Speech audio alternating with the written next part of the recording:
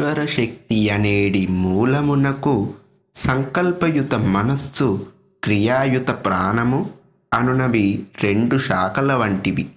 చిత్ అనగా అన్నింటినీ తెలుసుకునే శక్తి.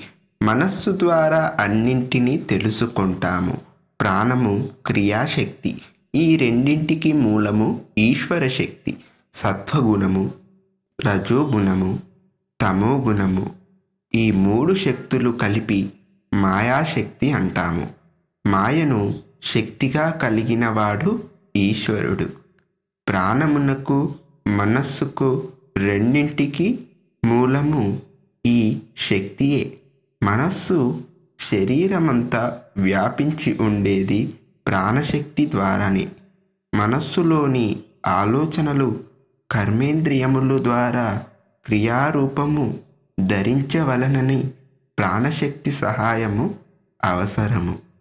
ఇవి రెండు అన్యోన్య సంబంధము కలిగి ఉన్నవి మరియు రెండింటికి మూలము ఒక్కటే. ఒకటి స్వాధీనమైన రెండవది స్వాధీనమగును.